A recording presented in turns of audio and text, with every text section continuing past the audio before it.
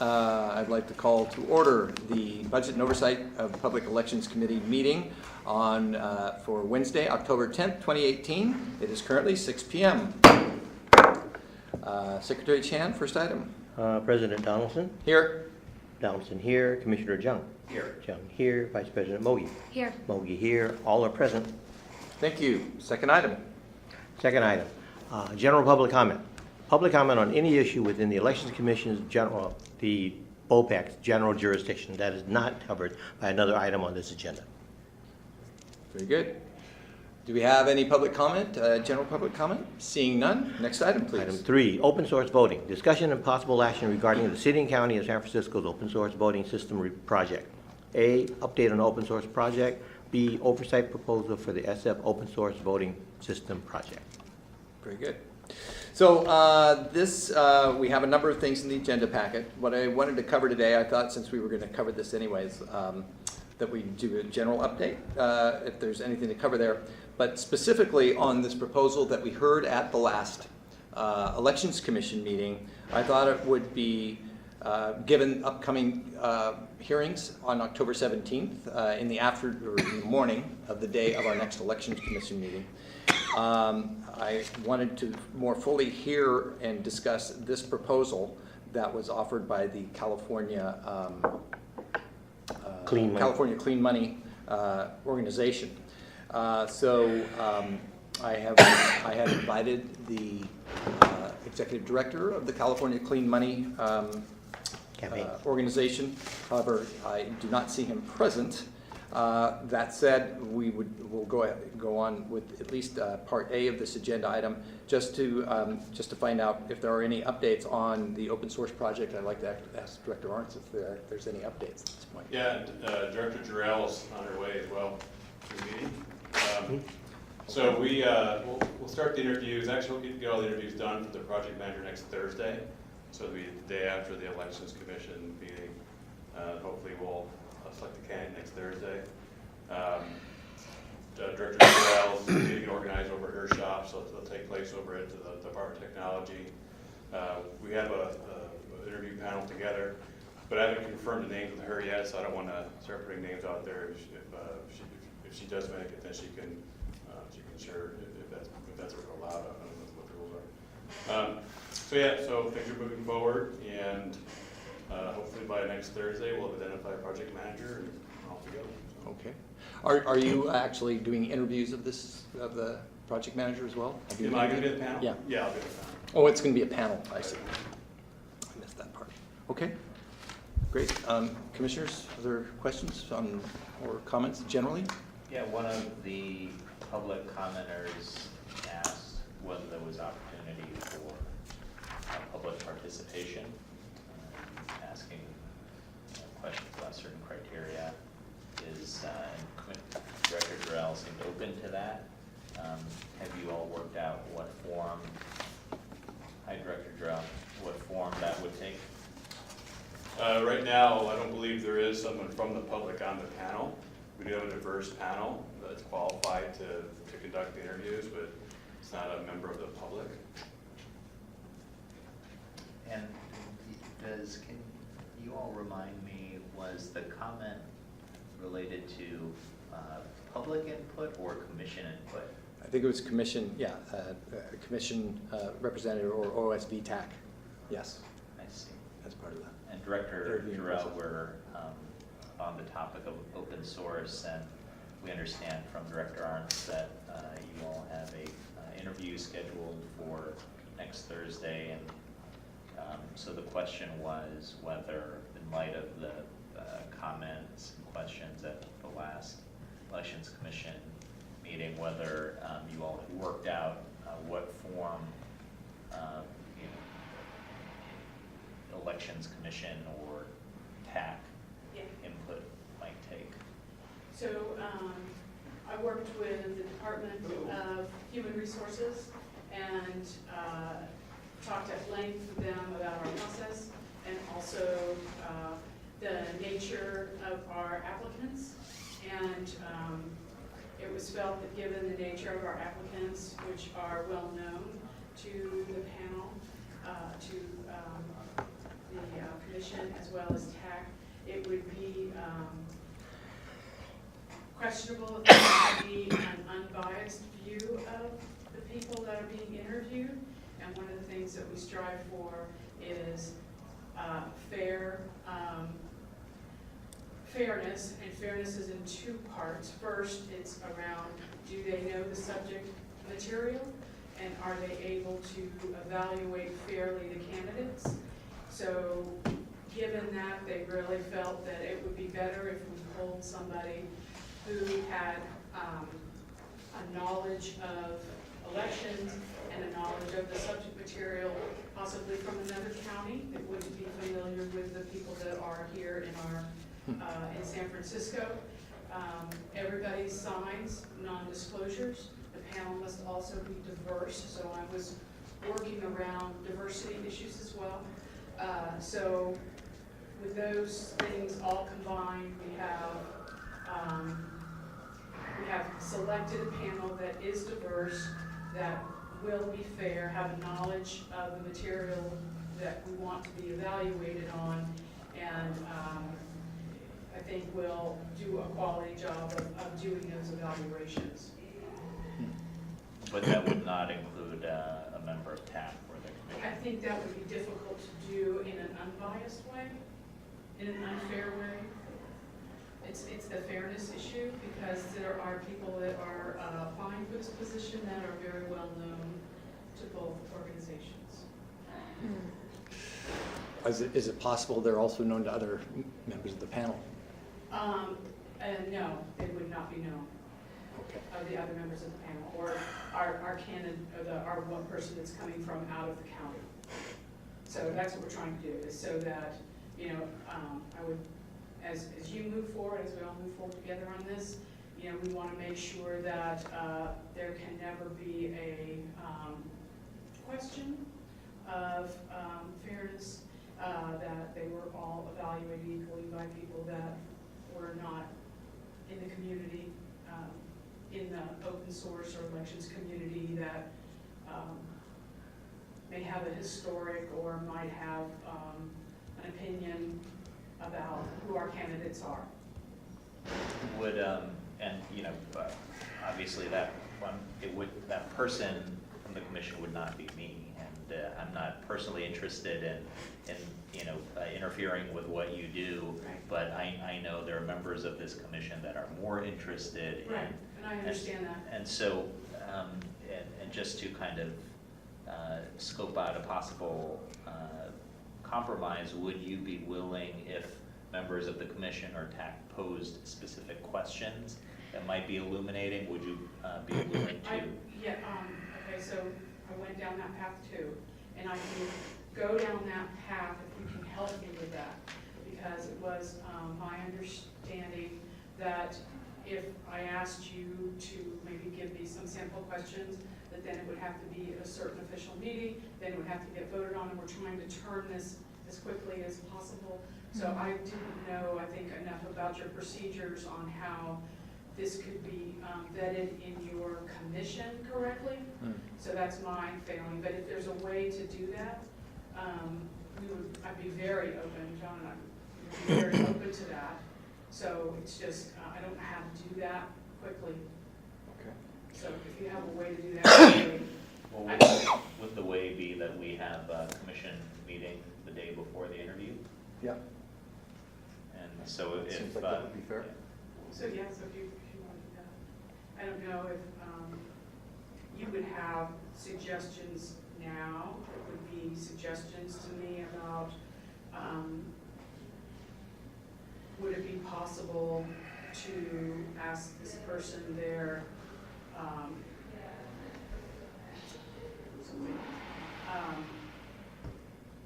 their experience working, this is one of my, their experience working with community groups to ensure that ideas and alternatives and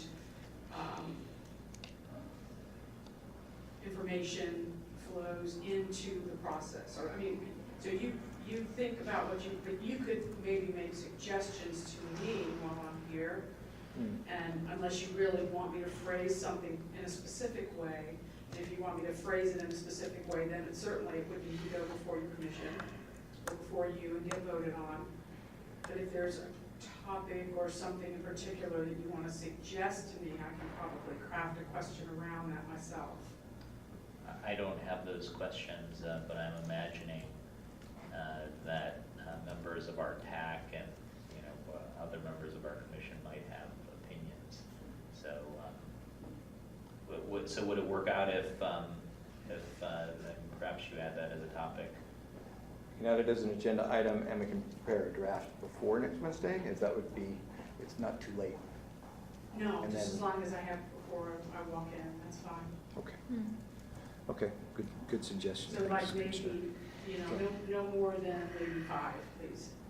Okay, Because there are some that the city will be preparing based on how we evaluate candidates.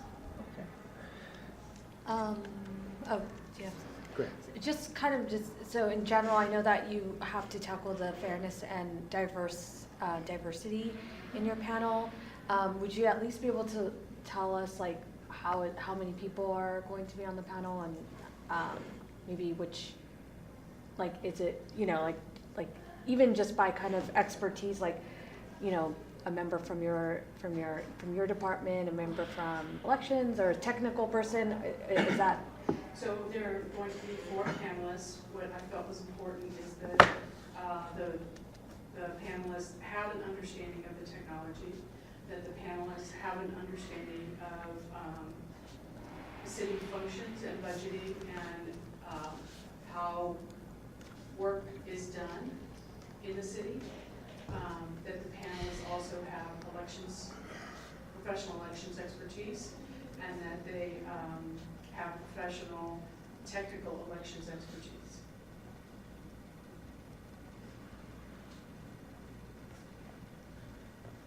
And when you say the city process, just to go a little further down that path, do you mean specifically San Francisco, or are you talking about public sector?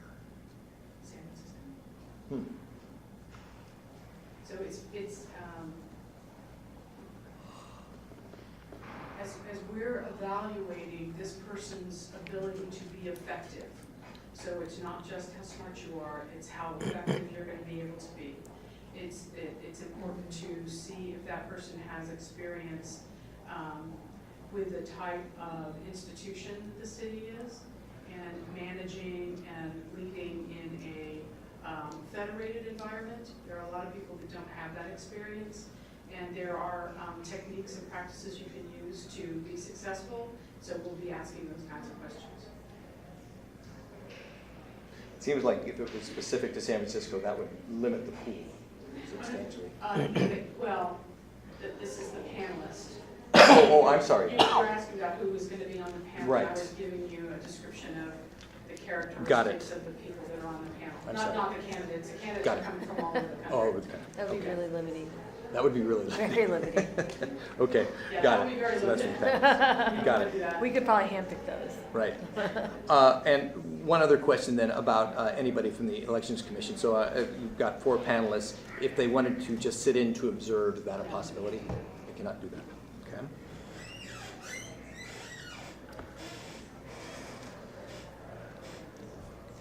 I really want to stress, we always favor helping the candidate do their very best. Thank you. The candidate do their very best in an interview. I think that's our obligation, and. Do you want to have a seat? I don't know why you need to be on. And so that's another reason why we kind of have the panelists we do, appreciate your questions. But I think we have to give everybody the opportunity to do their best. So that's fair, so. Okay. Other questions about the interview process? Director Drill, since you're here, I think that we were on the topic of just other updates. If you have any other updates, we'll Yes, I do. allow you to do that. And I'm so glad we're in this room and it's just us talking because I left my thumb drive plugged into my computer, which is unlike me, but, so with just 2 handouts.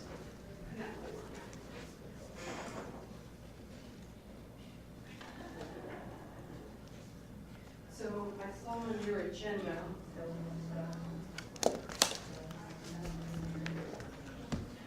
you would like an update to where we are on the project.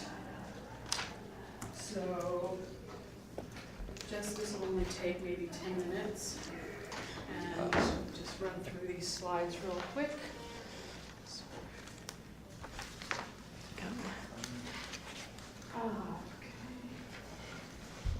I wonder if, is this maybe better for? Yeah, I think this may be better for the full commission, but maybe I you can could, come back. So if you need, Yeah. well. we can put it in Next the, week? but if you Yeah, have, it's next Yeah, I know. if you want to kind of just give an overview of progress. Okay, all right, so progress. So I know that I talk about a lot of things when I'm before the commission, and sometimes without a lot of detail, and it makes it kind of hard to remember what I've been talking about. So this is some project documentation that we typically move forward with on all of our projects. So the purpose of this document, this is a special kind of document, and it's just a project initiation plan. It's how we start to come together on a project, how we talk about what our approach will be, what our activities will be, and we build this out to talk more about the drivers, opportunities, and priorities as this plan gets built out. So the first is just an introductory summary about, again, stating what this project is about, and a recognition that open source voting systems can improve transparency and offer a non-commercial choice for a voting system. I think we want to be careful how we phrase what we believe the benefits of the system will be in the future. So I'm using somewhat of a more practical way of describing the project.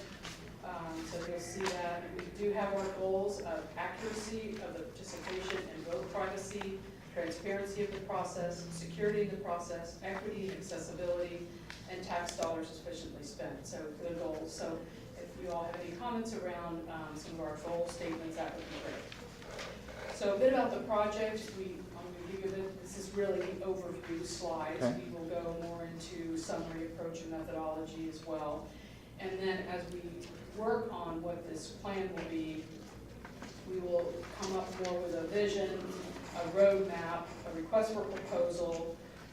The implementation phase will include the build and the implementation model, as well as a communication plan, so that we're making sure that we're covering off all the things that we want to accomplish with the community, as well as internal communications is just as important. So on the approach and methodology, we start off with the project initiation, which is what we're working on right now. It's got a dashed line around it. You can see some of the activities, which is of course hiring a project manager, reviewing the background documents and studies, conducting a current state assessment of open source election projects and open source in general, reviewing possible platforms and tools, and building and establishing an independent validation and verification resource. So this isn't something I've talked to you about, but I want you to think about this resource. We do this on all of our large projects, almost all of them, where you bring in an independent resource that is not affiliated with the vendor or not affiliated necessarily with the project, but has the expertise to advise on strategy, risk, roadblocks, next steps. They're there to help you find and see those risks before you run into them, or to validate that you are on the correct path and you've addressed risks. It's the way the city kind of looks at projects and says, are you doing the right thing? This resource generally reports also to the controller's office, where we conduct audits. So this is a resource that we would bring to this project as a way that our decision makers and stakeholders have assurance that the budget is on track, the schedule is on track, we're not missing anything big. So I just want to share that with you. That would be a resource added to the project. Okay. Out of this phase comes this project initiation document. We would also produce a project charter and governance model. And of course, we've been doing monthly status reports, which you requested. So that's just kind of where we are now. And then we'll go through the planning stage, the design stage, the build, implementation, and communication. So you Okay. can see that each one of these phases has a deliverable, Mhm. and as we talked about before, these deliverables would come to the board and the commission, and you would be able to say, yes, no, I understand, you know, you can ask Okay. questions about them, et cetera. That's kind of how we would march through this as a methodology. Okay. Um, So what I'd like to do is yes, have this distributed to the Elections Commission so they have this, Okay, and have the document, and that seems like that would be, it would be good to have an update I there. hate to ask you this again, but the next elections commission is Oh. next Wednesday night. It is. Okay. Okay. Okay. All right. I think that this is, thank you for bringing this and Maybe we presenting can this have to us. her and- do it in the earlier side, so, since she's here today and. like, Yeah, if we could- well, yeah, first we, item. it's the, I think we usually put it on the Third. item. Okay. Yeah, after So we public can have you comments. go at, yeah, in the beginning. I may be a little out of it, but I will really try. Are you, I'm coming back on a red eye Tuesday night because I have to be at a grand jury hearing in the morning, and then I also have another commission meeting on another topic in the afternoon, and Oh. then this at night. So if I'm not clear, please correct me. okay. So, did you want to talk about the schedule, or you don't want I- to talk about this at all right now? Well, I think this is a great update. I think that it's more appropriate for the full For the full commission commission. to, at this point, hadn't anticipated going through this in detail. So I don't know, commissioners, my inclination is to move to the next topic, knowing this information, but if you'd like further explanation, I'm open to that. I think one aspect I would like to share with you, I think it may relate to the next topic, Mm. which is all around the project team roles and governance, Mhm. how this project will be managed, Mhm. where our executive sponsors reside, how the independent verification and validation company will work with us, how we see the elections commission feeding into the process with the project manager as well as the executive sponsors. Of course, John is our representative. How the TAC is involved. I think it's also important to envision how the community groups will be involved, how we will have a group and a cluster, if you will, of steering committees. What I've seen from my involvement on this project to date is there are many people that have good ideas and strong voices around certain subject areas, whether that's licensing, whether that's how to do open source, what would be some risks. There are a lot of people that have been thinking about this for many, many years. Mhm. So let's put them on the steering committee, let's give them a role, let's give them, maybe the chairs have a responsibility to ensure that notes are taken at the meetings. Of course, I'll be there, or one of my staff. Maybe we offered, I haven't got this approved yet, but I was thinking about a stipend, because this is gonna be serious work, and we're gonna need things at certain deliverable times. So I'm really thinking of these steering committees as more of a way to consolidate and facilitate that voice Mm. from our community, Mm. as well as engage all of these community members. Now, when we talk about community members, we're gonna have a couple of groups, and that's government agencies and partners. We're gonna have industry people as well. Mhm. And on the industry side, what's very important is the people that may actually be helping us do the build. So I've already spoken with the Linux Foundation. They're very interested in what we have to say. I'm gonna be putting materials together for them. That might be just, we get the right partner, just a real slam dunk for us. So that's very exciting. And of course, we would continue with our governance on how we move forward with that. Then we have very local contributors that would like to have a voice, and they can either be in this community engagement or they can participate on the steering committees. Mhm. DT, all these orange boxes are the city resources, so DT will be providing, of course, admin support, finance and budget, our PMO, project management office resources. The elections department is providing support and resources. And then, of course, we have our accessibility, disability department who will be providing resources. I'm probably going to need to add another business analyst to our project manager. I'm anticipating just the management of our community resources to take a good bit of effort. We have done this type of organizational structure on a couple of current projects, especially when we're developing policy. It's very important. So having a resource that will help manage these after-hours meetings, they all have to be after hours, is going to be very important. So this is the governance structure. This is how we'll move through our decision-making. We'll be very inclusive, very transparent. Of course, there will be websites up about, I think we already have a website up about the materials and that sort of thing around this project. We can use that, or we can make another one, whatever you would like to see.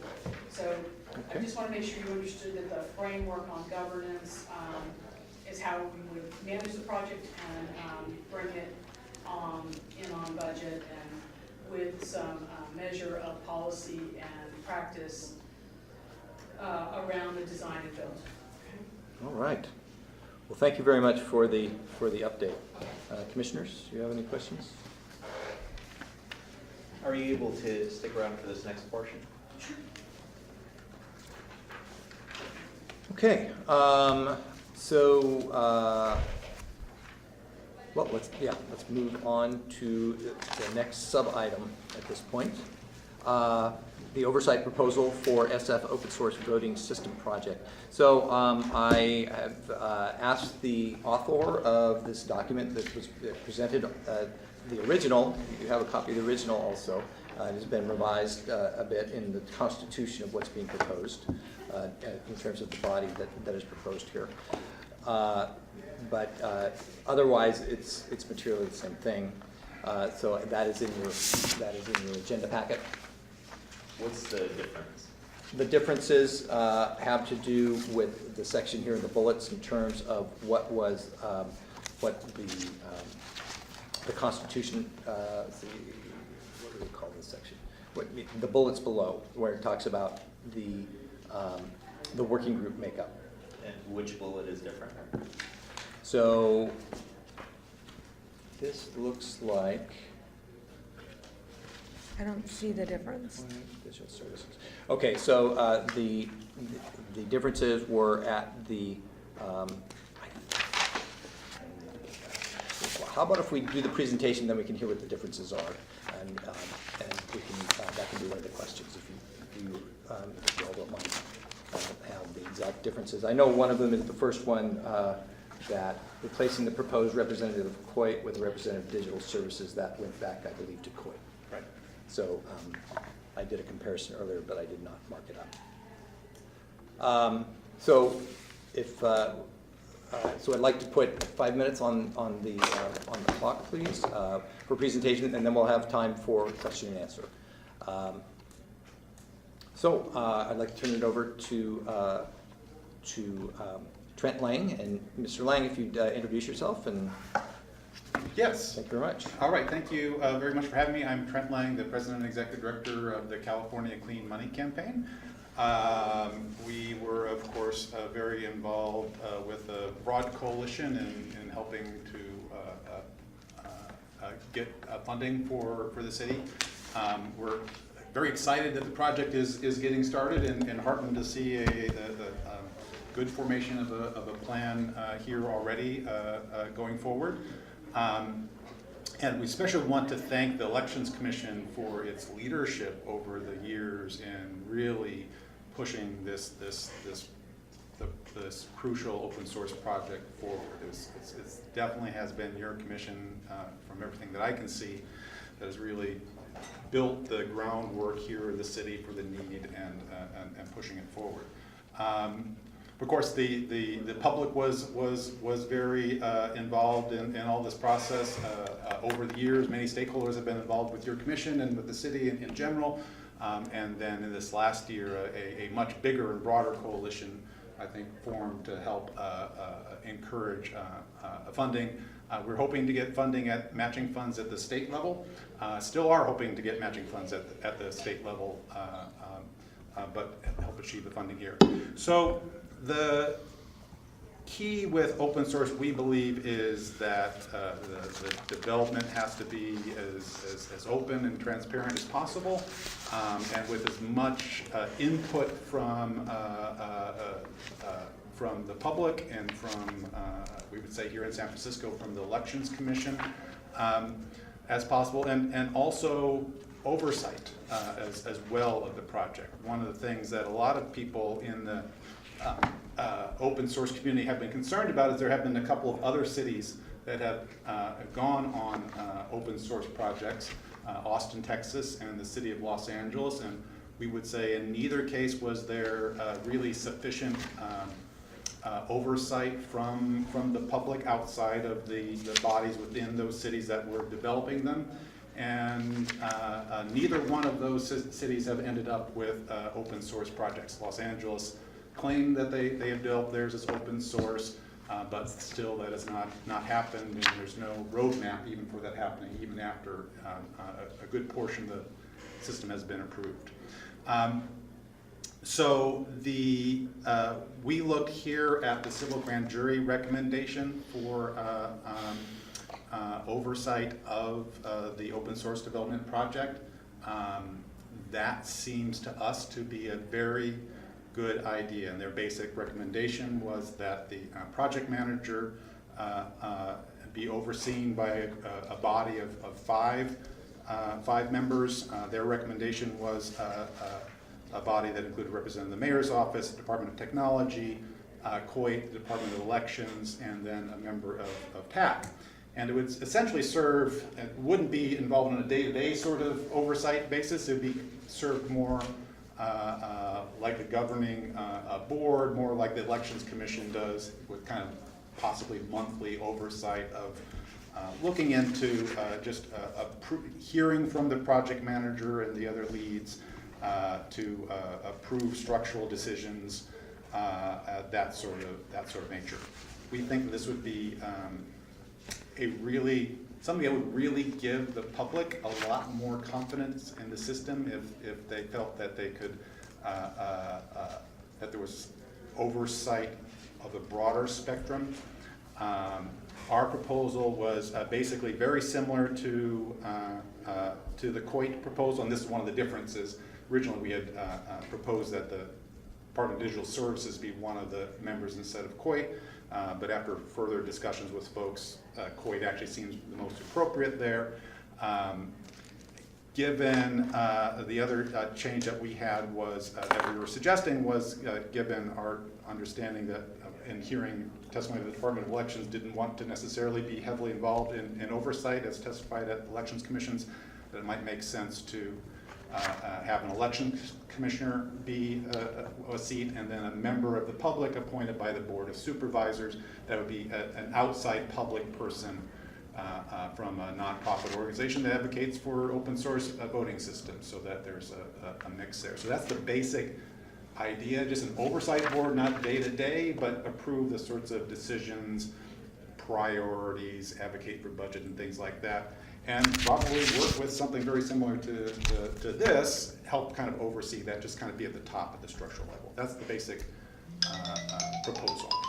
And happy to answer any questions you might have.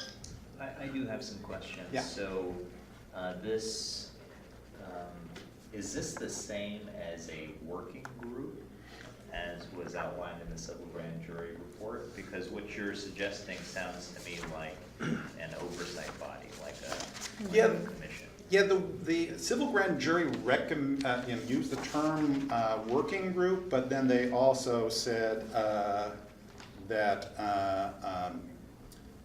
the mayor's office set up a working group responsible to centralize expertise relevant to the project and approve structural decisions made by the project manager.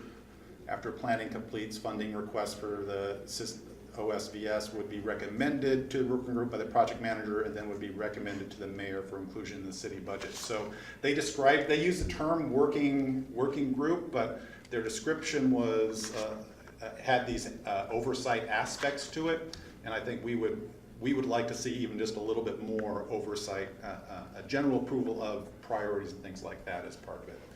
But if this is a body that has an oversight function that approves decisions, sets priorities and advocates for budget, akin to the Elections Commission, wouldn't it also be subject to the Brown Act and San Francisco's Sunshine Ordinance? Probably so, yes. I think one of the things that we'd want for this oversight body to be something that was open to public input. This would be the way, that's one of our, I think, our concerns with the current setup that seems to be developing is it's not clear where public input in terms of just the overall high level priorities and decisions and what kind of open source is going to be used and that sort of thing, where that actually comes from. The Elections Commission has a good way of doing that for yourselves. I would envision something similar for this body. And a follow, I'm sorry, one follow-up. So if this oversight body is subject to the Brown Act and the Sunshine Ordinance, and you also wanted to approve decisions, set priorities, and advocate for budget, wouldn't that slow progress to a crawl? No, I don't think so. I think that, I mean, ideally, the way this would work is with input from the oversight body, that the project manager works on the overall goals, and if the project manager is just presenting, key decisions that need to be made, and the oversight body is agreeable with those proposals, then I don't see why it would slow things down at all. It's not a day-to-day sort of thing. It's should we do, for example, should we do a massive discovery phase first before we develop anything, or should we work on certain components that might be able to get into place first? So just as an example, the TAC recommended, and then the Election Commission approved, its set of recommendations for which sorts of systems and components of the open source system should be done first, with a goal of as soon as possible making vote by mail processes done all by open source. And I personally thought that was a great recommendation. I think in general, members of the public who've been following this thought that was a really good recommendation. That would be kind of a high level sort of priority decision, that the oversight board would work on. I would just need a little bit of clarification, because if the goal is to get some public input, I genuinely believe that the project manager should really be able to lead that public kind of engagement process. And just because you host a meeting and a public meeting does not mean that's when you get actual public input. I think that by putting an oversight body kind of constrains us from like having a meeting here and making it public and all this stuff. And I think that's not the only, I don't believe that's the only way to engage public. And so I do feel like it's just adding another layer to this whole process. I am still not seeing the part where it's building clarity or providing more access and input from the public by doing this. Well, I don't see, certainly we would encourage, things like these different steering committees and the different aspects of community engagement, those seem like the sorts of things that you would want to do, that the project manager would still interface with. I don't see how the oversight committee might say, hey, let's make sure that we engage with these certain members of the community here that the project manager may or may not have thought of. But I don't see how that slows that down at all, right? The goal in general, and as a civil grand jury, I think, basically propose it, is that the project manager comes up with ideas, comes up with plans, and the oversight body approves them, may make suggestions here or there, et cetera. So all these sorts of things you would still absolutely want, and I don't see, and they would still probably interface mostly with the project manager. But there are going to be certain big decisions, right? Los Angeles which spent tens of millions of dollars supposedly developing open source, but they did it all within their department. Ended up making decisions early on without the public. I guarantee you would have argued very vehemently against these decisions if they were allowed to actually weigh in on the decision-making process, which an oversight board like this that was open to the public would allow. They made decisions early on which meant that the system is not open source. They talked about it possibly being public source. We still have no idea what component, what licensing deals that were made early on that would make it impossible for certain things to be done open source, much less with certain licenses. Those are kind of big, high-level decisions that you'd want an oversight body, where the public can weigh in, where the Elections Commission can weigh in, that was missing in Los Angeles. And that's why I think from the view so far of the open source community, Los Angeles has been a grave, grave disappointment. After tens of millions of dollars, they do not have an open source system. And same thing with Austin, Texas. What about an opportunity, since we have a public space to do this at Hosted, encouraging certain representative from mayors that we already have the Department of Technology joining us in our meetings to join us to, hear a presentation from the project manager, which I assume we're gonna do that in our commission hearings. And the public is, always welcome there as well. And so to do it in that kind of form, that's not gonna have another layer of decision makers, but also being able to make sure that everyone's on the same page. I think that kind of reporting is a good idea. I think this oversight committee would facilitate that kind of support as well. But I think that the members of the community that have really advocated for open source, and that it's not just, obviously it's not just the California Clean Money Campaign. It's all the different groups have big concerns the way other cities have developed their open source projects. And it's one thing to listen, Los Angeles had some early on steering committee advisory boards, and they gave certain input, and then they just kind of faded away. Or they gave their input and then the department didn't listen to them.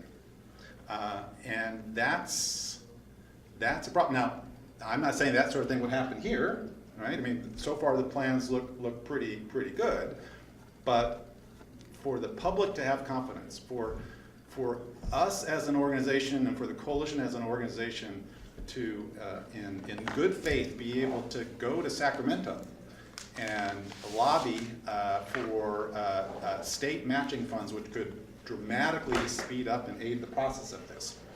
We're going to need to have the confidence that the public, the advocacy community, and even experts on the Elections Commission are involved in the process and actually have serious oversight, so that if there is a decision made, and I'm not saying anybody's going to make this decision, but it did happen in Los Angeles, it did happen in Austin.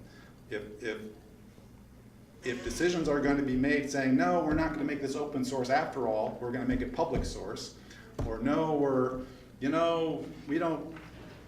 to wait and do things all one way, and we're not going to worry about trying to get something done in time for 2020, because I think a lot of people that we've talked to believe that you could, if you focus on certain components, actually get aspects of a vote by mail system actually done if following the processes of the TAC. The TAC certainly believes that would be possible if enough resources and effort were put into it to get something ready in time for November 2020. Not the whole system, but the vote by mail portions. If decisions were being made that said that wasn't going to happen, we would need, I think the public would really like to have confidence that there could be an oversight board that had representatives of the Elections Commission and the public that could say no, or argue for no. Obviously they're not going to be dominate, but really have a voice and actually have some oversight. And so just to be clear, and using this chart that Commissioner Director Durrell provided, this oversight board would sit at the top of this flow chart. Is that right? Yeah, it might be, just as a quick look, it might simply replace the executive sponsors there, right? And it'd be a very similar grouping of people, but with a couple of additions. Maybe this is where I can, if I may ask Director Gerald to kind of, if it's possible, what would you see different from an executive sponsors and an oversight kind of body? Okay, so, a couple things. Let's remember that this is the mayor's project. So this is the mayor's budget, this is the mayor's project. The mayor is and has been briefed all along the way on this project, as recently as yesterday afternoon. So as we talk about funding, as we talk about priorities, as we talk about how it would be done, this is a city project, and we will live within the spirit and intent of the project. We understand why this project has been brought forward, and she supports that. So I think that's all very positive. When you talk about decision-making, though, I think we need to be very clear on how that happens. It's around governance. But first, it's like, why are we having this conversation? And we talked about the grand jury report, which talks about having work groups that would advise the Department of Technology on things. Well, I've built that already into the plan. It did not talk about oversight. It talked about voices that are included. So we are doing everything we can to, and would do everything we can to include all the voices. And we run these kinds of gatherings. We actually hire a facilitator that does and takes all the notes, so there's no city staff, well, they didn't capture it right. No, we hire someone that does and facilitates these conversations, and they're a blast. We have 200 people over at the atrium and One South NS. So they're a lot of fun. We get everybody involved, and we keep everybody involved with surveys, with information pieces, with all the results are always on the website for people to review. I can appreciate that other projects have not moved forward well, and there are lots of reasons why, from funding to, I can't speak to LA at all. I just can't even talk about that. So, but I think what's important to understand is that there will be decisions that need to be made, and it has been my intent to bring those to the commission. I think you're the governing group in terms of representing the people and representing for the city, the mission that will help guide the city. The mayor will ask, what is the commission thinking on this? So I would like to bring it directly to you and not have an intermediary who would be either another step in the process or would be not a direct connection with the board. I don't think that's a fast way to move forward. And I'm going to tell you about the types of questions and things that are going to come up that I think we need to be very clear on. It is not, what is the open source tool that we're going to use? That's really not going to be the type of question we're going to be asking. The questions that I would like you to think through are very difficult ones, such as we go to build this, the city uses ranked choice voting, right? What will be a decision point for this group is, if this is going to be used by other groups around the country, it shouldn't be built with just open ranked choice voting. It needs to be built with the option to use it or not use it. Well, that's not a requirement for the city. So if I put my city hat on, I'm building for the city. So I would ask the commission, I would come to the commission and say, commission, it's going to cost X amount of money and X amount of time to build this in a way that would allow anyone to use it that would want to use or not use ranked choice voting. So I would ask you that question and say, what is your direction in this, right? So I'm going to give you that opportunity to weigh in on that type of decision making. I thought of another one just a moment ago. So it's those kinds of things that as we move forward in the project that will affect scope. There will be some things that if it comes in and says, well, to make it work both ways, it's going to be $1 million. I can tell you that the mayor is going to say, you know, that's not something that we can do if, you know, even if we were to say, oh, that would be ideal, the ideal world would be to have both. But if the time and schedule don't work, then, you know, that might be a future phase. So there's all these decisions along the way, some little, some big, but the ones that are appropriate, that will set how it can be used by others, which I think is your concern, how it would include certain functionality that is important to our community as well as to the city.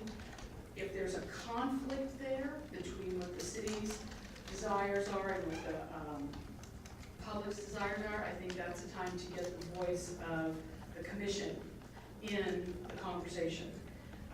And I have to be quite frank that ultimately it's the mayor's decision, and, you know, she listens to the commission. So that's how I see the decision making going, and I think we have lots of room for Trent and everyone to be part of a working group or to lead a working group and to facilitate those conversations and to bring up the recommendations. If you see the roles and responsibilities of these steering committees, they're not just work groups. I'm actually calling them steering committees. You'll see that my expectation is it would be a lot of work, consolidating, recommending, alternatives, et cetera, moving forward. So that's my comment. And I Thank have you. one follow-up question to that, and I thought that was very helpful.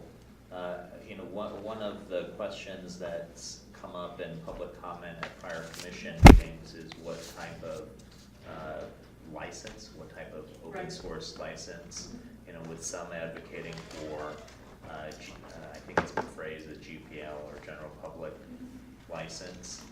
Is that the type of decision, you know, for which you would seek commission input? I think what I will bring to you always are choices, right? It's not yes or no, it's always a choice. So I'm an engineer, I'll bring you alternatives. So the alternatives are, there are all many different kinds of licenses, but we also want partners. We want industry partners, we want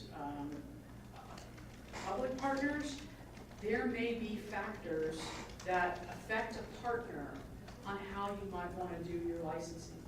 We might also find, as we do our very first step, which is to go talk to the state, that how they view licensing might be an interesting conversation, and they may have an opinion. So I think what we need to bring to the commission is who has what opinion about what the impact is of all of this, how it affects move forward, how it affects cost, does it restrict, does it open? So we will bring you those kinds of conversations. Of course, I will give you a recommendation, my recommendation, but how we have that conversation with our community groups, et cetera, and what the factors are is going to be a point of discussion. So hard for me to say right now without really digging into what the options will be. And of course, I want to give you those options. Have you had a situation where you had an extended body, something that included city elected officials, employees, as well as members of the public overseeing projects before? Let's see, have I ever in my history?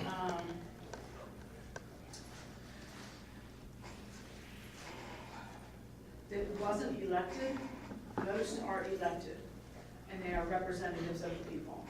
So I've not had a group, important distinction, that is not an elected or appointed position overseeing my work in government. I think, at least in the proposal as I read it, it would still be appointed or Elected. or appointed, elected, or members of city staff, at least in this Right. proposal.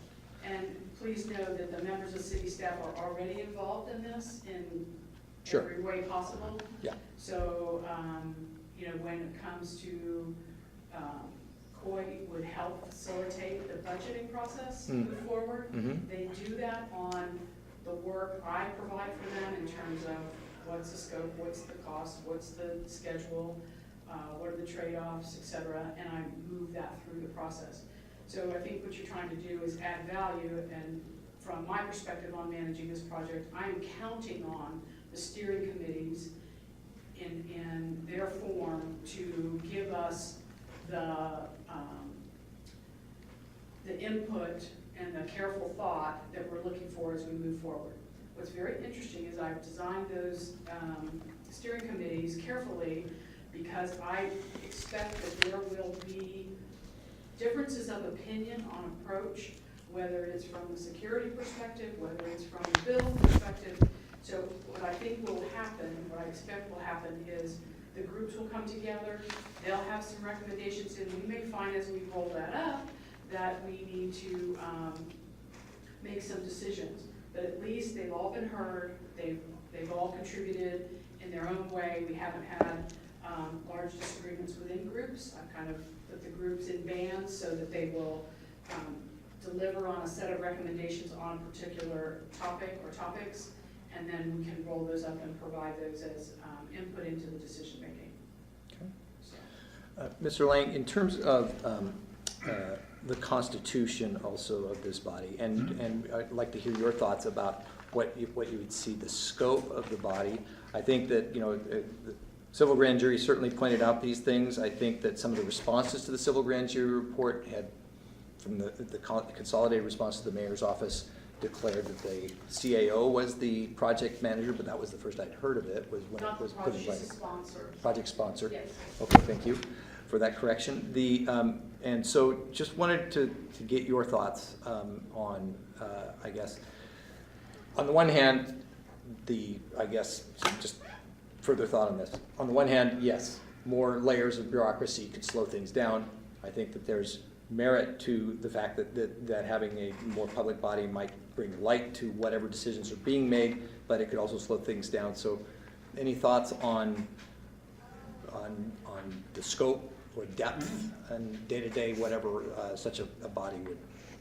Yes, thank you. I do want to first point out that the civil grand jury recommendation for the working group actually did talk about the working group, as they called it, approving structural decisions made by the project manager. So that was actually part of their recommendation. Again, I would not see this as a day-to-day sort of thing. I think the sorts of questions, decisions that you raise would be the sorts of issues that I would say would be very appropriate for this oversight body to decide on things like, you know, whether or not you expand features to cover other counties, if that's worth the cost, what sort of licensing is being used, again, what are the priorities for things to be developed, large versus other things. I mean, I love the ideas of the steering committees and the weighing in. I think that's all very important because there is a big and broad, diverse community there. But at some point, somebody's going to have to make a decision. And I think that a body that has expertise, that focuses on it, right, that has a member of the Elections Commission, that has an appointed member of the public. This isn't just any member of the public. This would be appointed by the Board of Supervisors with the provision that it be a representative of a nonprofit organization, is really crucial to giving the public confidence. Again, I'm thinking mostly of these kind of big high-level things, right? What sort of licensing is going to be used? Do we how do we generally spend that first $1.6 million? Do we decide there's been a difference of opinion, right? Here's a key difference of opinion, and this is one of the things that I think a lot of the public has concerns with, even what's been going on right now, is I don't think any of us have clarity. You have the TAC that recommended an agile software development approach. Don't spend $1.6 million doing a discovery phase, but instead do initial planning, hire a project manager, and then start working on building some of these first key simple systems that could be used to actually roll out, potentially even in 2020, November 2020, a vote by mail system, if possible, versus the slalom report, which this commission mostly soundly rejected many of its proposals, and I think appropriately so. Its proposal was instead to spend a long time, a lot of money doing a new, essentially discovery phase to figure out every single little detail that needs to be set out, and therefore essentially delay the project by another year or so. That's a crucial decision, even just right there. Do they follow the tax basic proposal or the slalom basic proposal? And right now, I still don't, as somebody who's been following this very closely, and talked to other people in the advocacy community who've been following this very closely, I still don't have any clarity on that. Well, I just need to step in here, because I can tell you from a city perspective, the very first step is dealing with the state. If we can get them to change their process, if we can help them understand how they will be testing and verifying in phases, it opens up a world of different possibilities in terms of the bill. So that's number one. Number two is the security stack. Writing code without understanding how we're going to manage security is a complete waste of money. And if people want to do that on their own time, they are welcome to do it. But I can tell you, I will not expend city resources without a security platform fully formed and vetted.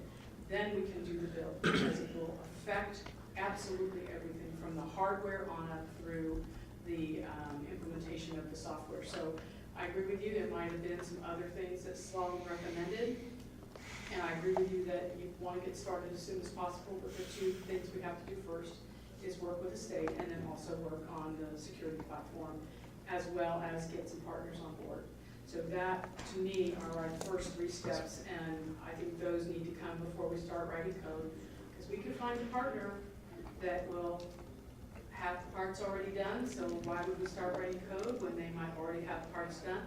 They may be a very large company. They can come in and turn the whole thing very, very quickly if we agreed on certain security and approaches.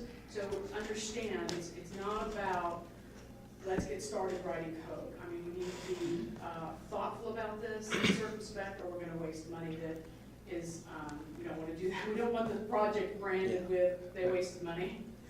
Oh, and those are excellent points, right? And that's why to me it's absolutely crucial that you be on the oversight committee, Right, because I you. don't want to argue with you all the time. Yeah. You know, I really don't. I was going to say, I think we're covering ground that's far beyond the question I asked, I'm sorry actually, about that. though it was not, it was useful information. In any case, commissioners, do you have other questions at this time? I don't have questions. Okay, I think that at this point I'd like to hear from, to see if we have any comments from members of the public. Let's put 3 minutes on. Actually, yeah, 3 minutes if you don't mind, and we'll allow time for Q&A. Okay, thank you. My name is David Carey. Yes. And I have quite a bit different perspective about this project than what the discussion is here. The 2 years of funding that has already happened from 2016 to the middle of this year, this calendar year, has been largely, from my perspective, been a failure. It's reflected in particularly looking at the Sloan report, and both from my perspective as well as what the evaluations from the OSVTAC and the declarations of the commission itself. Given that we spent 2 years on that, and that only spent 60%, didn't even spend quite 60% of what the little bit that was budgeted during those 2 years. The problem is not that we're going to slow this down. The problem is what are we going to do to get it started, or to reverse the backsliding that we've been doing. The handout that we saw here would have been great if it had been produced 2 years ago. But I'm hearing from Director Durrell talking about doing stuff that the Sloan report was supposed to have done and apparently attempted to do. And now we're going to try to do it all over again. And in their consolidated, the cover letter, the consolidated response to the civil grand jury, they said they wanted to spend $1.6 million on 2 years to conduct an in-depth discovery phase project, which is exactly actually is more expensive, and I think, and maybe probably longer than what even the Sloan report suggested. These are the plans from the people that delivered and take responsibility for delivering your first 2 years of failure. And if at the end of 4 years, all you're gonna have is more reports, that's really not a good plan. And so I have a hard time looking at this project and distinguishing it from a plan that's still, people don't have commitments to making it work. And I'm just as happy to see it fail. And I think that's really troubling, and for me, it's why this project needs more support and direction from people who actually want to see it happen. And that's one of the advantages of I think, the proposal that from the California Clean Money Campaign. People who want to see it happen, people who have expertise, and can provide direction. Repeating and expanding on the failures of the past from the people who brought you those failures is not the way to go. What I'm not seeing is any sign that there's really a learning from, acknowledging the problems that was past and saying, here, we're going to do things differently. Thank you, Mr. Carey. Commissioners, any questions? So I guess I would just like to comment on this, and the reason I wanted to bring this forward to BOPEC and believe we should consider it the full Elections Commission is some of the things that were commented on here. I've seen what happened in LA. I've been advocating for open source since 2005. It is 2018. I have been going to Elections Commission meetings far longer as a member of the public than as an election commissioner. Whereas getting something done quickly is certainly important. I think initiating such a project as this is the most important, and setting standards around licensing, the kind of approach to how it will be developed, etc. I think that is extremely important. My concern with what I read, particularly when I look at the response to the civil grand jury report from the mayor's office, the consolidated response, there's no mention whatsoever of the Elections Commission. There is mention of OSVTAC, but simply in an advisory role. I want to point out that LA went through, I believe, a 3 or 4 year process where they had many, many, many workshops. I did not go to any, but I know people who did. They provided all this input, and yet we end up with the product in LA. They're going to spend $268 million to develop a private software solution. And I do not want that to happen in San Francisco. I completely trust Director Jarrell's sincerity and interest and what she has on this document in terms of an organization structure for this. However, given the response of the mayor, etc., there's no guarantee this is going to happen. And for that matter, in my own community, in Dogpatch, we had 2.5 years of input to the Department of Parking and Transportation about a parking experiment they wanted to do, and told them repeatedly how different ways they could do it, or simply other areas of the city that we thought would be better suited. Absolutely none of what we provided to the Department of Transportation went into their final plan. There's a checkbox that they listen to the community, and it's done. So my personal experience as a citizen of this county and a citizen of the United States and et cetera is that something that is not provided for as a matter of great specificity, and in this case, I think what we're asking is that something like this would go before the Board of Supervisors to create this body as an oversight body with a constitution very similar to what is proposed here, but extending it with members of the public and someone representing the Elections Commission is prudent. It provides a venue for that public oversight, and it would, as a matter of even with the Elections Commission, this is not I think it's been good that we've been advocates for it. I don't think we have the expertise and the breadth to have the focus on it. And I don't think we have the jurisdiction, particularly at this level, and I think that that's been proven by the response of the mayor. So that would be my point. That would be my perspective on this. And I am in favor of it.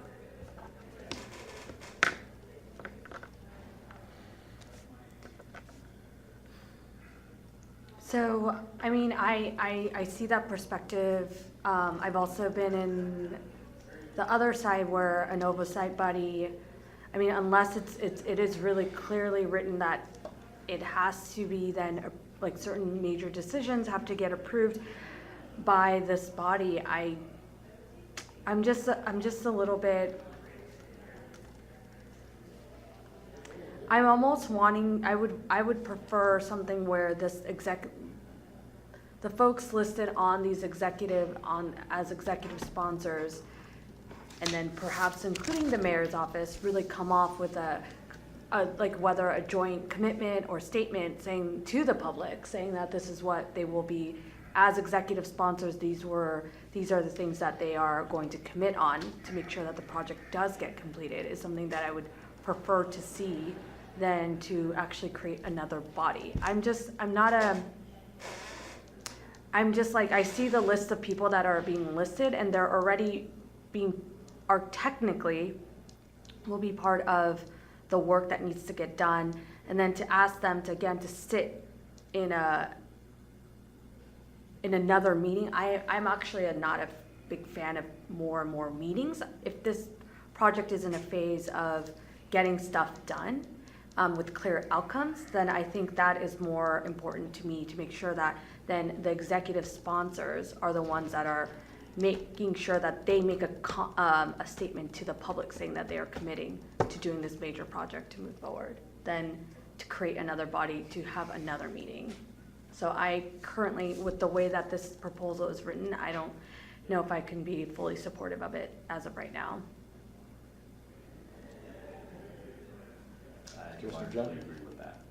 Would there be any alterations that you would see, or given those concerns, without any even going into specific language, what would be the boundaries that? Can you say that? What kind of Boundaries? boundary? I think what you're saying is that what I think I hear you saying is that that this is creating a layer of bureaucracy essentially that would not add value. It would slow things down, and it would just be more meetings that people have to attend. So, Well, you see clearly a representative from the mayor's office, a representative from Department of Technology, and Yes. COIT. Yes. They are obviously going to be I assume mayor's office, maybe, I'm just gonna say maybe someone from budget. So, or somewhere else from, I don't see any other department, or maybe that is, yeah. So let's say that's the person from the mayor's office. I don't know who else would be that person. Those folks are technically they have a very distinctive role of what they have to accomplish. They are more going to be the doers, the project, and going to be contributing a lot to the project. To then ask them to go to a meeting, that part I'm not really clear about at all. A representative from the Elections Commission, I mean, we have our own body. We can barely even recruit to them to be part of the BOPEC committee. And are we gonna have them go attend another meeting? I'm not sure about that either. So who are we really serving for this oversight body? It looks like this representative appointed by the Board of Supervisors from the nonprofit that advocates for open source voting system, is what I see. And if that's the major concern, then we should create a body, or not a body, but we should create a mechanism where, not just seeing that we're gonna go out and get input from people, but how are we holding ourselves accountable to these, a group of people? That is something I would rather see. That, I think, is more productive of all of our times than to pull people that are already doing the work than to be asked to sit on another body. I think that's right. This list here identifies, in effect, all the people who are executive sponsors, except you're creating a job description for Chris Jordanek, right? So Representative Elections Commission, who also Yeah. serves on OSV TAC. I mean, Yeah, it that's does say that, that's yep. only Chris Jordanek. So basically what you're saying is you want someone from the Board of Supervisors and Chris Jordanic to serve the function of of what we now have as an executive sponsor. I mean, there's so many questions that I have with respect to this proposal. I'm not sure that it's, to me, I'm not sure that it's right, to be honest. Okay. I mean, that, I would have questions with respect to, it's not clear to me that it's lawful, for one, and, I would think that you would need to have, I mean, maybe the next step for you is to go to the Board of Supervisors. But really what you're trying to say is you want political will to conduct this project in a way that satisfies certain constituent groups. And those happen to be, developing it with a certain public license, form of general public license, so that it doesn't mimic the errors of Los Angeles, and you want it to be developed with in an agile development methodology versus a waterfall method to avoid the mistakes of Austin. Why not get that commitment from Director Durrell and the project manager? And if those two things are the specific elements that you want, have the mayor's office buy into that. That seems to me more logical than trying to exercise this type of perhaps inappropriate micromanagement from another oversight body having failed to exercise this micromanagement from a commission. Okay. I mean, look, I think the ends are laudable. I just think this is misguided. I think we can get there to where the concerns are. I don't think it has to come from this structure. I guess I would just like to point out, so these executive sponsors generally, as a governance body, would have meetings anyways, right, on this project. So when I looked at it, I thought, oh, this is great, you just extend it with a couple of members. That's what I was thinking. The one other thing is, and again, I want to say that Director Gerald has been very open and certainly taken added momentum to this project, and that is very appreciated and laudable. And but that she is in the executive branch under the mayor, and the current mayor supports this. The next mayor might not. and so that doing something that spans actual administrations and individuals is another advantage, and I think an important advantage of having something that would be this kind of a body. Yeah, But if we I don't mean, have the mayor's sponsorship, we just still won't be able to move forward with it, right? I'm not saying, but what I am saying is that putting a body in place to oversee this would make sure, if nothing else, that it's transparent.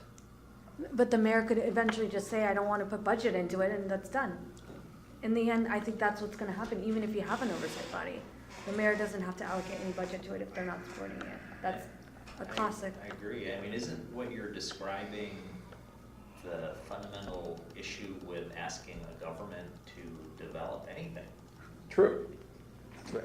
Right? So, I mean, there are alternatives to that, which haven't worked out to the public's satisfaction, or at least some segment of the public. So now you're turning to a city government and asking them to do it, but imposing, certain conditions. And it kind of feels like what we're doing is, trying to have the perspective of certain advocates in the private sector impose conditions that are, quite stringent on a government that isn't used to developing these type of systems. Again, for laudable reasons, completely understand, I'm on board with the ends and the purposes, but you're trying to treat San Francisco like it's, your open source development community, and it's not. I mean, government has to abide by, aspects of fairness and inclusion and representation and process, due process, and some of these are set out in ordinance, some set out in state law, some are set out in federal constitutional principles. That's why it's very difficult to get anything built, and it's a miracle that anything actually does get built by a city government. And so I have to say that I'm puzzled at times with, and I'm specifically puzzled by this proposal. Okay. So there was mention of the idea that we, of getting a commitment. What would that look like? Well, I mean, let me give you an example. I mean, we have the executive director of the California Clean Money Campaign, Trent Lang. Appreciate you flying up from Los Angeles. I have to believe that with the support that you have and constituents all around the state, including San Francisco, and with the money that you've raised, I would imagine that members of Mayor Breed's office would be happy to meet with your group, and perhaps you already have met with that group. I mean, why not work out a solution? If you're worried about political will and whether it's there, and if you think the administration is misguided and we're just repeating mistakes, and that we're going to engage in a long development process where you think commitment to an agile development process would circumvent a lot of these problems, why not just set a meeting with the mayor's office? I'm sure, I don't want to speak for the director, but I'm sure she'd be happy to attend and get those kind of commitments rather than, Yeah. Doesn't that make more sense? I mean, to be honest, and if I may add before, Trent responds, is when you have this oversight body and let's say the strongest pushback comes from this one appointed member, but everyone else is maybe outside of Chris Jordanic, then 3 out of the 5 would be folks from the city.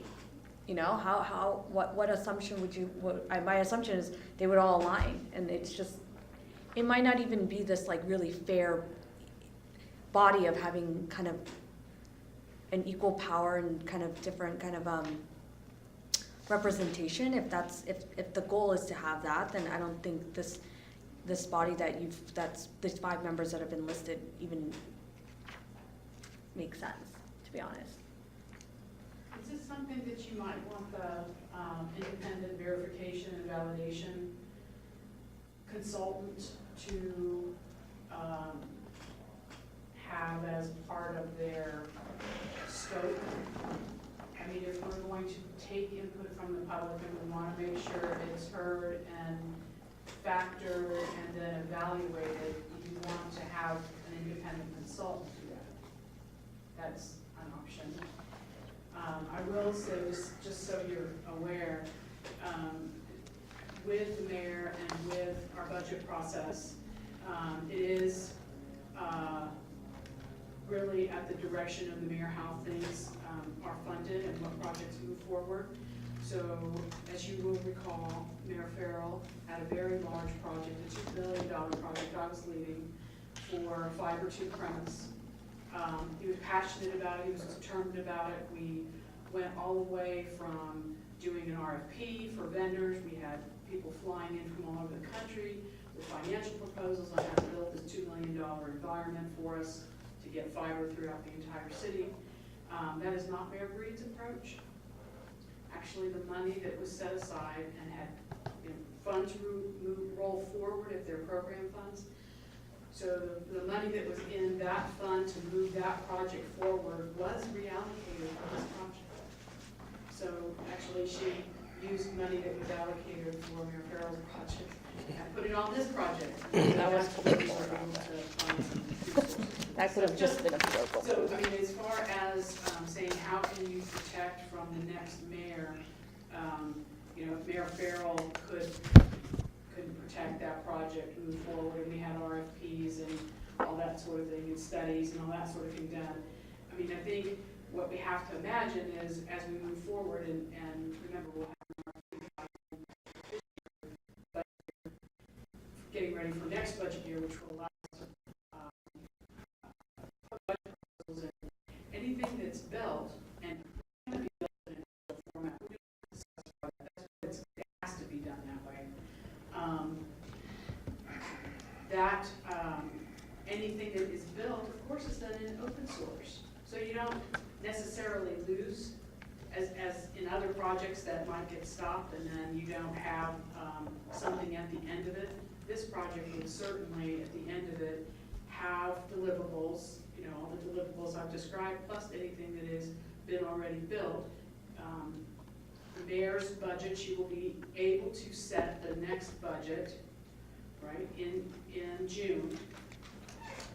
The next mayor after that, November, would have to live with the budget that's been set or be able to reallocate funds, but it's a really hard thing once it's already defined.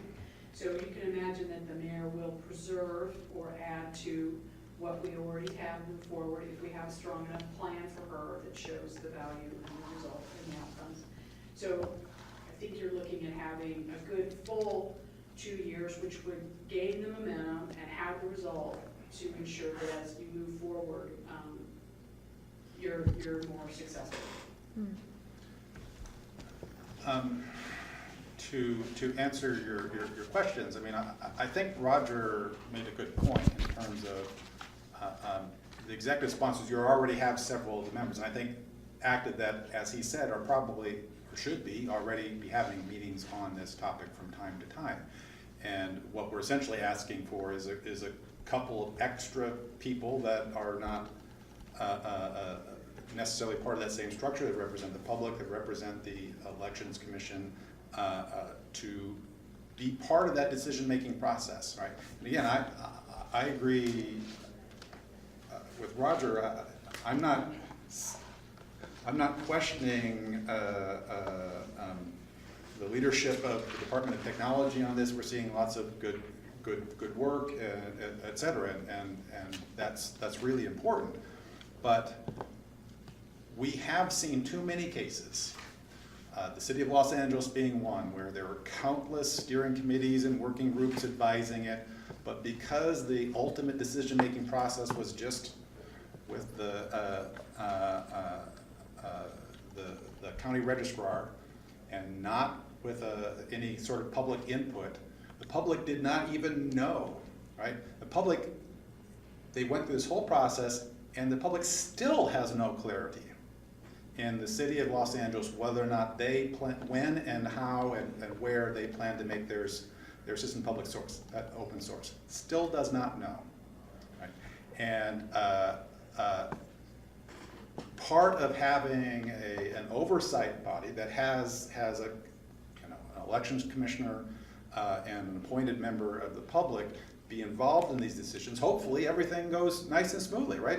If the plans by the project manager, led by the Department of Technology, fit with the goals of the public and the Elections Commission, then this oversight body will essentially be a rubber stamp that keeps the public informed, right? That's ideally how it would work. But if it ever starts going off the rails, this oversight, like it did in Los Angeles and like it did in Austin, and I'm not saying that I expect this to go off the rails, but people will be worried about that. And, then it would have insight into that very quickly, and be able to say, wait a second here. And you're right, I mean, maybe the Elections Commissioner and the member of the public could be outvoted. And if it's outvoted and the project needs to be moved forward, then that's what happens. That's how commissions and oversight bodies work. But the public would know about it, and if it's something that concerns the public enough, or the Elections Commission enough, then they could raise concerns in other manners. So I think it's not meant to slow things down. It's meant to give the public the confidence that things are moving in the right direction. The fact that it is now October 10th, and we're seeing the letter here saying, in response to the civil grand jury saying that $1.6 million over 2 years to conduct a more in-depth discovery phase. And we don't know what that means. We don't know what the plans are all this time, and a hiring process is going on right now for somebody that may be expert in certain ways and not certain ways that may or may not be appropriate to the public. Those are things I think that would concern the public. I think that's why you saw the turn that you did at the last election commission meeting, and people that were very concerned about this issue. This is not just San Francisco project. Open source is a project for the entire state of California to protect and secure our elections that needs to be developed in a way that is as transparent as possible and has oversight so it doesn't go off. It doesn't happen like with the Department of Transportation example. Thank you also, Director Gerald, for sharing your thoughts with us. At this point, I think I'm going to close further testimony. I think we made some clarity as to at least the position of the commissioners on this. I will just ask if there's any motion at this time on this proposal, or an alternative, or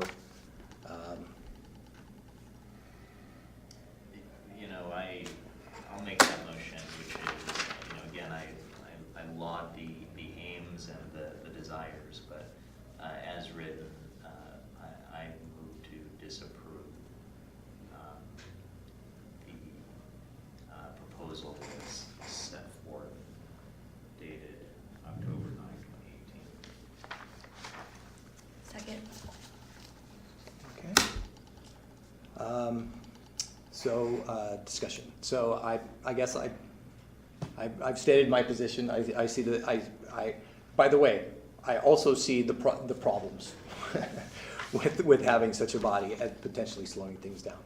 So I am, if we can find some way to get some sort of commitment and statement about certain very key things, for example, the idea about GPL, I think part of that is that the whole point is it's an open source project. That's why GPL has been a point. It's not an esoteric, at least I don't believe it's an esoteric technical nuance. It is a truly foundational to the whole thought of open source. So I think that, again, I'm supportive of this. I think one other thing I do want to say, just to perhaps correct myself a bit about in my neighborhood in the Department of Transportation, there were well-intended people involved in that, but ultimately what we saw did not see as much. I'm not saying there wasn't any change. I shouldn't say that either. But I think a lot of people did not feel satisfied with that input. So that's just some direct experience.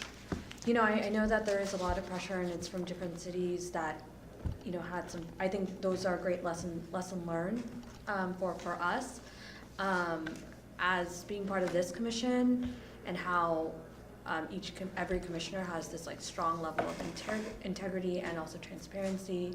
I do trust that we are always, and we have, to take in a lot of the input that we receive from the public, and seeing the presence of 2 department heads. I feel very, I'm not saying I'm all in today, but I feel very good of the direction that we are going. If there are problems, I continue to encourage the public to call us out on it, or to even push us even more to keep moving this forward if we are kind of going in circles or whatnot. And I've seen the Department of Elections work in this very transparent way and engaging communities. I see that a little bit more different than certain other departments. And if we have failed as a department, or if the Department of Technology has really failed on large-scale projects on certain things that are brand new, then those are the things that would normally change my mind. But hearing other cities not doing it well, it makes sense, but it's also a very complicated project. But it doesn't push me to really create another body. Just not convincing enough for me. Okay. Commissioner John, any more comments? Public comment? Do we have any public comment? Seeing none. You take Okay. On the motion to disapprove, President Donaldson, No. Commissioner John, Yes. Vice President Mogi, Yes.